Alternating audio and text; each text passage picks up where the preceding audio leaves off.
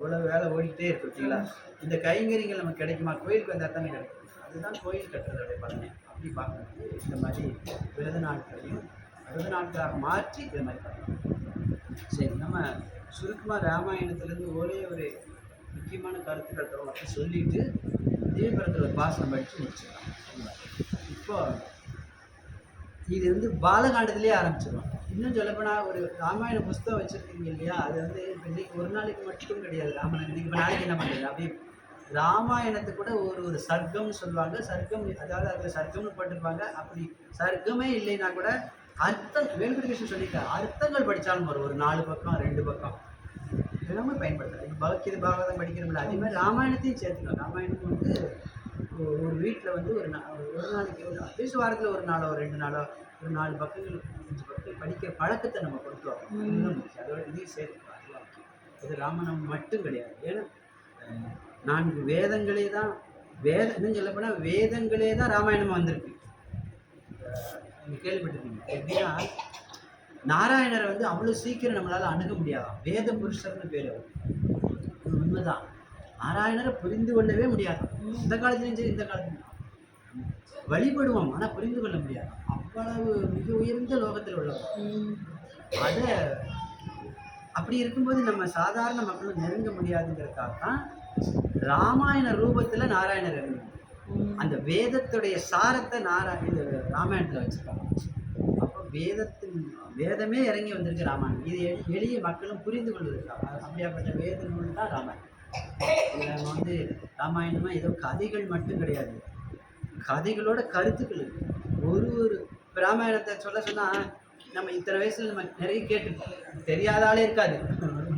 ராமாயணம் சொன்னால் அங்கே ஒன்று இங்கே ஒன்று, அந்த நமக்கு நேரம் இல்லைன்னா எல்லாரையுமே பேசணும்னு தான் நினச்சேன். உங்களுக்கு பிடித்த விஷயங்கள் சொல்லலாம் தான் நம்ம அது தெரியும். ஆனால் அதில் உள்ள தாற்பயங்கள் தான் ஒரு லீலைகளையும் ராமாயணத்துடைய கதைகளையும் கருத்துக்கள் இருக்குது. அது ஆச்சாரியர்கள் வழியிருக்காங்க. அதுதான் நமக்கு முக்கியம். அது நிறைய விஷயங்கள் இருக்குது. நம்ம வருங்காலங்களில் பார்க்கலாம். ஒரு சசங்கத்தில் ஏதாவது இடையில வரும்போது அதை பற்றி நம்ம பார்க்கலாம்.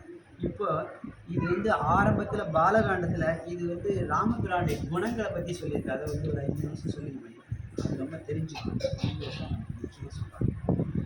ராமபிரானுக்கு ஏற்றம் என்ன? ராமாயணம் பற்றி நம்ம ஓரளவுக்கு புரிந்து ராமபிரானுடைய ஏற்றம் என்ன அப்படின்னு சொன்னால் அவங்க சொல்லித்தான் நம்ம அப்படியே சொல்லுவோம். குணத்தில் தான் அவருக்கு ஏற்றம். ராமருடைய பட்டாபிஷேகம் யாருக்குன்னு கேட்டாங்க. அவர் வந்து ராவணனை வென்றார், இலங்கையில், அது புராணங்கள். ஆனால் ரிஷிகள் என்ன சொல்றாங்கன்னா ராமருக்கு பட்டாபிஷேகம் ராமருடைய குணங்களுக்கு தான் பட்டாபிஷேகம் பண்ணாங்க சொன்னாங்க. ஏன் அப்படின்னா நமக்கு ராமர்னாலே எல்லார்ட்டையும் ஒரு பயபக்தி, ஒரு ஒழுக்கு, அப்படித்தானே ஒரு நேர்மைனாலே ராமர் தான் அப்படின்னு ஒரு நமக்கு இதயத்தில் பதிஞ்சிருக்கு இல்லையா? ராமர்னாலே மற்ற கடவுள் இப்போ நரசிம்மர்னாலே அந்த பிரகலாதுக்காக வந்தார் மட்டுமில்லை, ஆனால் ஆக்ரோஷமான ஒரு சீன்லாம் இருக்குது. அதுக்குடைய வழிமுறையே கொஞ்சம் ஸ்ட்ரிக்டாக தான் இருக்கும். நரசிம்மாவுக்காக ராமபிரான்னு சொன்னாலே எல்லாரும் மனசுல என்ன நேர்மைக்கு நம்ம சின்ன பிள்ளைலேருந்து கேட்டிருக்குமே. ராமர்னாலே அப்படி. அதே போல கண்ணபிரான்னா கொஞ்சம் அது விளையாட்டாக போயிடும் சொல்லுவாங்க. குழந்தை கண்ணன் சொல்லுவாங்க இல்லையா?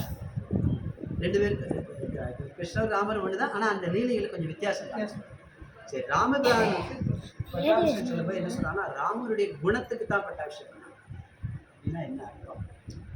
ராமருடைய குணங்கள் வால்மீகி ராமாயணத்தில்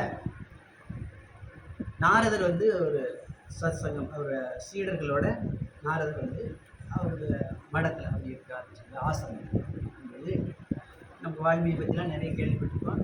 அதனால் நம்ம நிறைய போக முடியாத டைமில். அதனால் அப்போது நாரதர் வந்து திரிலோக சஞ்சாரி, எல்லா லோகங்களுக்கும் போகக்கூடியவர். அவர் எந்த காலத்தில் வேறு இருக்கார். பிரகலாதனுக்கு அவர் தான் வழிகாட்டுறாரு. துருவன் நாரதரை யாரெல்லாம் சந்திச்சாங்களோ அவங்களாம் மிகப்பெரிய பக்தர் ஆகிடுவாங்க. அவ்வளவு பெரிய மகாபக்தர் நாரதர். அதுதான் சத்சங்கத்துக்கு வழி. இன்றைக்குமே மிகப்பெரிய தூய்மையான பக்தர்களுடைய சகவாசம் ஒரு 10 நிமிஷம் 5 நிமிஷம் கிடைச்சா நம்ம வாழ்க்கையை மாறணும். இன்றைக்கும் பக்தர்கள் சகவாசத்தில் நமக்கு பக்தியே வரும். அந்த பாக்கியம் கிடைச்சதுன்னா நம்ம ஆசைப்படுறோம் பக்தர்கள் சகவாசம் பக்தர்களோட பலமும். அப்போ நாரதரை வந்து வால்மீகி சந்திக்கிறார். வால்மீகி சந்திக்கும்போது ஒரு கேள்வி கேட்குறாரு. இது வந்து ரொம்ப முக்கியமான கருத்து அதுதான் சொல்லுவேன்.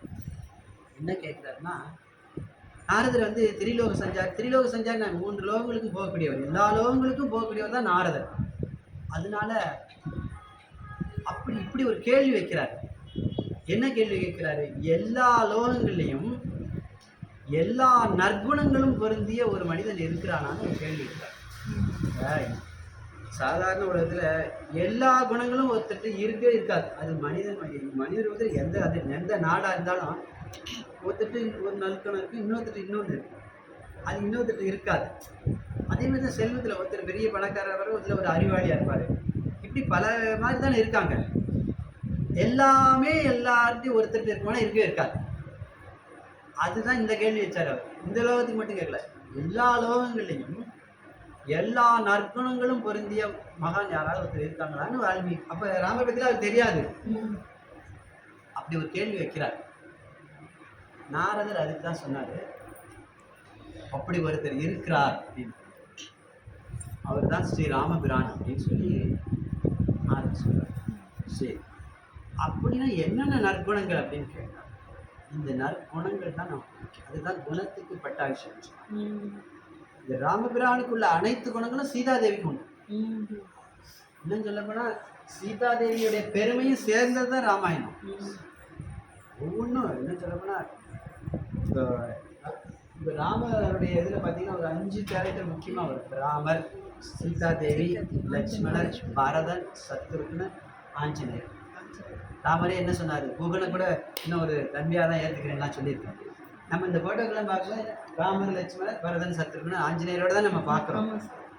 இப்போ ஒவ்வொரு பாத்திரத்துக்கும் அவ்வளவு அருமையான குணங்கள் இருக்கு. அதுதான் நம்ம தெரிஞ்சுக்கணும். ராமர்னா இவ்வளவு, சீதாதேவி ராமர்கிட்ட உள்ள அத்தனை குணங்களும் சீதாதேவி.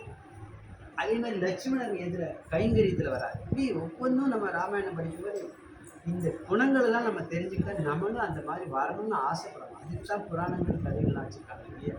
ஏதோ கேட்டுட்டு போகிறதுக்காக ராமபிரான் குணத்தை பற்றியும் நம்ம இப்போ ராமருக்கு சொல்லப்பட்ட குணங்கள் அத்தனை சீதைக்கும் உண்டு. அதில் வந்து குறைவே கிடையாது. சொல்லப்போனால் சீதையுடைய கதை ஒருபடி ஏற்றம் அதிகம். அதான் தாயாரோட நீங்கள் இது பெருமாள் வழிபாடு தாயாருக்கு மட்டும் தான் பெருமாள் வழிபடணும்னு ஒரு சாஸ்திரமே வச்சுருக்காங்க. நிறையா அப்படி வச்சுருக்காங்க. நிறையா வச்சுருக்காங்க.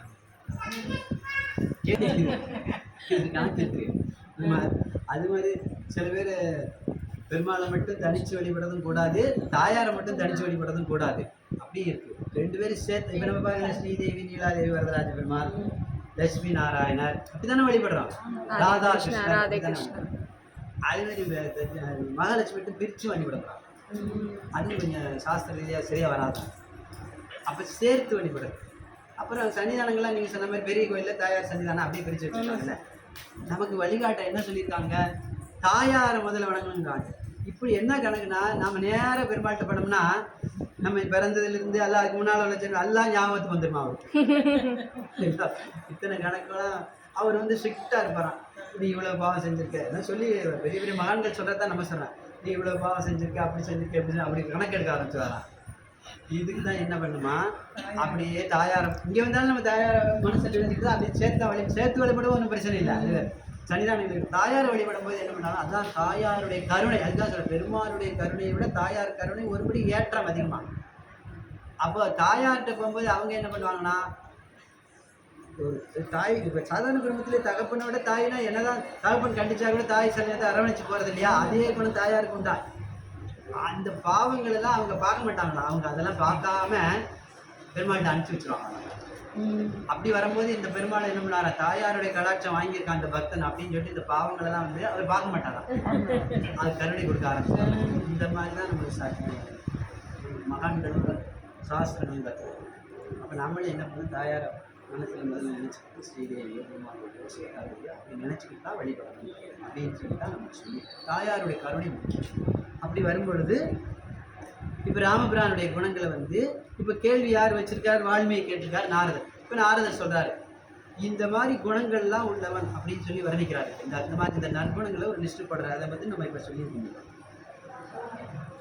நாரதரிடம் வால்மீகி வினாயினார், சான்றோர்களின் தலை சிறந்தவரே, இப்பூழையில் அனைத்து ஐஸ்வர்யங்களின் அதான் இப்போ முதல் பாயிண்ட் என்ன சொல்றாருன்னா, இப்போ இது ஒரு 7-8 குணங்கள் வரும். அதில் முதல் பாயிண்ட் என்ன சொல்றாருன்னா,